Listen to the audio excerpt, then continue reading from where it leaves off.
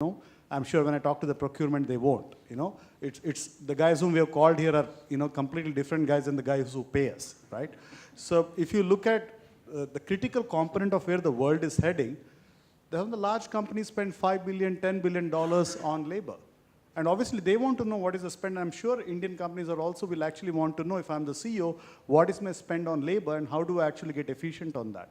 The second part is skills. Do I have the right skills, and how we actually as staffing companies are able to demonstrate that this is my skill repository and this is what you need to pay. I don't think we've reached there because half of the time we're discussing price, right? And the third part in India, which is more complex for us, is compliance. And like Ritu said in the morning, it's very expensive if you have to be compliant. You can be competitive if you're not compliant, And I think in these three areas, if you are able to bring innovation, I think as an industry, we would have made a huge contribution. And that's where, Alok, possibly I have a question is, what is that from a consumer point of view that you think can be path breaking? I mean, if I look back from my own organization perspective, why would I hire or take the services of a staffing company? While most of the work is to do just strict work, which has to be done, and therefore a low value add, which may not even generate revenue because I have to service my distributors and so on and so forth. But if there is a value add, if there is a staffing company which is willing to take the part of KRA, which sales function, let's say, has to deliver, or a hiring function has to deliver, I am okay to give larger margins. And I mean, in lot of interaction which we had with you or any other, for me as a customer, three things are very important. One is operational excellence. Means PF has to go, compliance has to happen, salary has to go, nothing doing. Second is the very clearly hiring, recruitment for those people. And third is the relationship with the deputy. Deputy should not go and cry to my manager, and then my manager calling me, sir, this is the problem, he's not got his increment, or he's not got his appointment letter, or his health checkup, or his insurance policy, and so on and so forth. So as long as these three basic hygiene factors are done, but unfortunate reality is, I understand from the other side of the table also how difficult it is for hiring. It's a big challenge. But customer wants at a 300 rupees per deputy margin, they want you to hire. And boss, you pay 8.33 na, minimum. Yeah. So, I mean, there is huge advocacy is required. What I am saying is maybe little tough stance from staffing firm to get the right ground is required, and it's a battle long drawn. Yeah, I'd like to just take your question, Kamal. Linking to what Deepak asked, there's a lot of similarity between Deepak and I. We used to work under one visionary of a man, for a long time in our life. I think I want to bring this term convergence. You talked about these three things: spend, skills, compliance. I think even today, there are very juicy opportunities, as I discovered the other day with defense.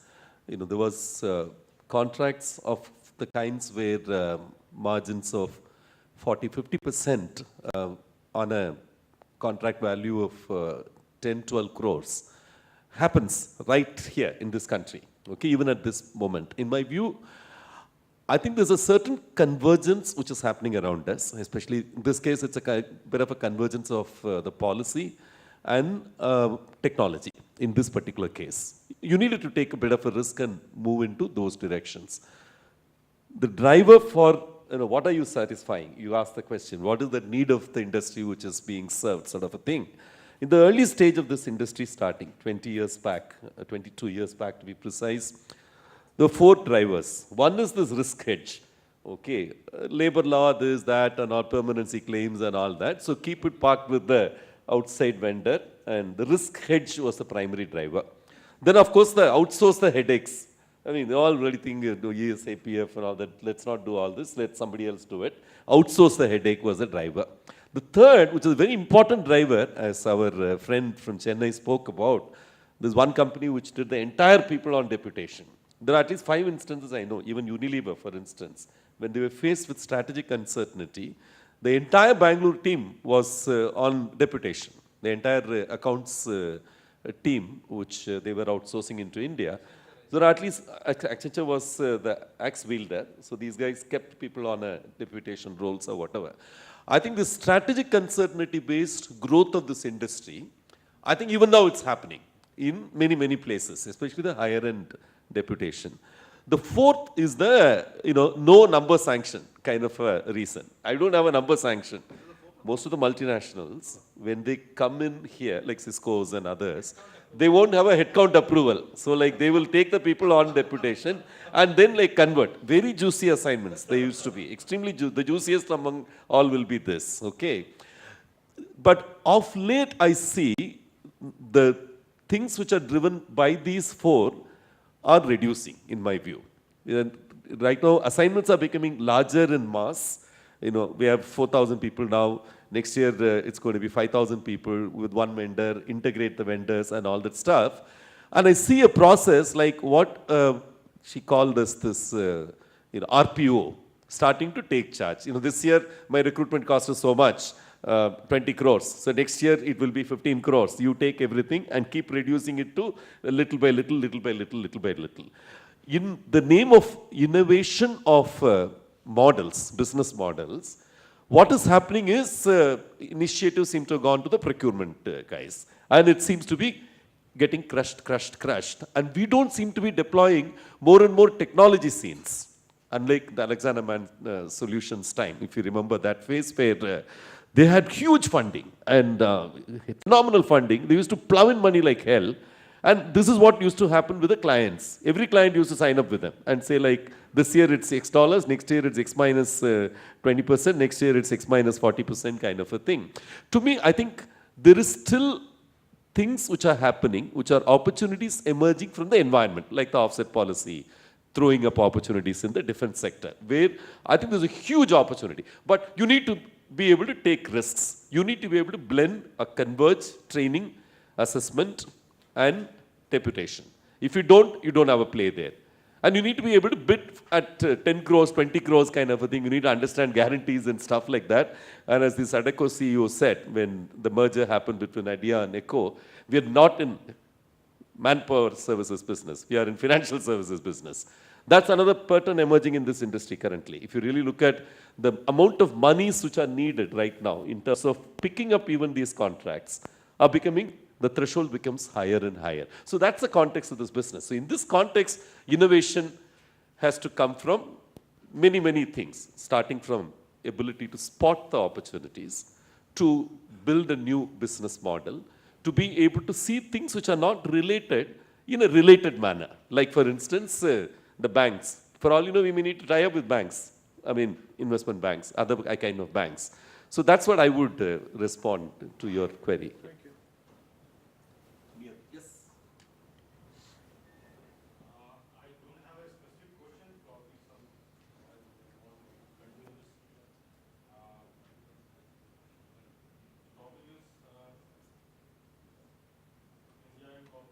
Becoming a fast-forward workplace. So I'm trying to summarize what we have been listening in the morning, since morning.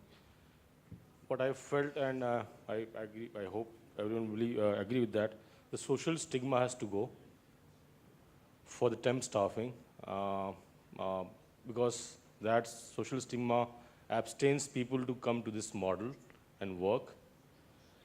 With that, larger responsibilities is towards the corporates to work on a structure where the equity and parity is there for a temp staffer as well as a permanent staffer. And for staffing companies, a lot of focus needs to be there for value addition of these people in terms of training and cross-training, cross-skilling, so that these people also see their career progression while working with the staffing companies. Thank you very much. Okay. Yeah. Okay. Yeah, it's a comment, and it's a very important comment, because the social stigma, the image, the misperceptions, they have been zooming around the room the whole day. And the only way to overcome them is jointly, as a joint organized industry, putting, it can be like putting faces, telling the stories. One question to you is, in this room, I think the question was asked, who would want to work on a flexi contract, but the question wasn't asked who in his or her career has worked as a flexi worker. Anyone in this room? Well, I did. Here are stories to tell. Stories in our own circle. Stories of our workers. And I think we should tell them because they're good stories. It's stories about not people sticking in flexi work if they don't want to. If they want to, they have their reasons, which are also good. But if they don't want to, and you already said it, they will transition. Everybody would have to want to go to, well, us, our industry, if they lose their jobs. Because we are the ones that find a job. So I think a joint campaign of ISF promoting the right image of this industry, telling the true stories, can be a start. Okay, social stigma has been one of the concern, and since morning it is coming. And I would like to give an example. Let's say on a filling station, a petrol pump, you see boys filling the petrol, diesel, and petrol in our cars, and I believe they get 7,000, 8,000 depending on this. And moment you cross to 10,000, you will see far more better quality of people will come. If you pay 25,000, even girls will come. You know, and it is happening. It is happening. If you pay right wages, even at the filling station, girls will come. Today, girls don't come for two reasons. One is the social security and the social perception, and very low wages. So sometimes the wages also plays a right branding of the job. Today, the social stigma is because you will not get personal loan, you will not get housing loan, and all so on and so forth. If some of these things, which jointly can be worked, some or the other model, and we were discussing during the lunch, some of these demonstrative things, demonstrable action to be taken to really help reduce this stigma, then only it will really go. Otherwise, we will keep, fighting this battle. Just a quick comment. I mean, this conversation about branding and the social stigma takes me back to EXL days and BPO and IT. And I remember when that whole movement started, Asim will remember. I mean, you were so far down the food chain that you were just above the local dog catcher. So, I mean, that industry had huge issues of nighttime working, huge issues of health problems. And, I mean, branding was really in the pits. But I think it's a combination of two things, and which a little bit takes me back to my first question, is when innovation begins to come into organizations and you're climbing up the skill ladder, right, and you're creating continuity, which is pushed by the marketplace and by the customers. And when companies like EXL, I mean, I recall what you just said, when companies like EXL started saying, we are an insurance company, and there's no difference between what I do and what an insurance company does.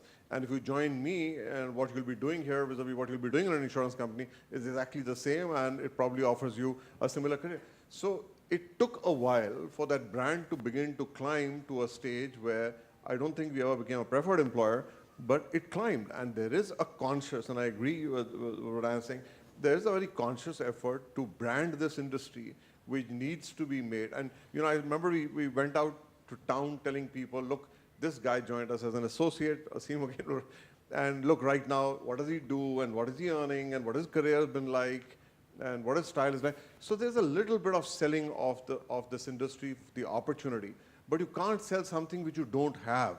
And so it is a combination of the market and the place and the consumer beginning to put pressure on the staffing industry to actually go up the curve in terms of skill sets, and then for us to kind of leverage that in terms of creating a brand that people find attractive. Absolutely. It's a really good point, because when you look at it from a global perspective too, it's not like contracting or flexi staffing was like a phenomenal job 30, 40 years ago in the US. One of the things that I think we continually talk about the perception of flexi staffing here. One of the ways, I think the biggest way that we're going to change it, it's not going to be, ISF is going to help, but the only way we're going to change it is through us.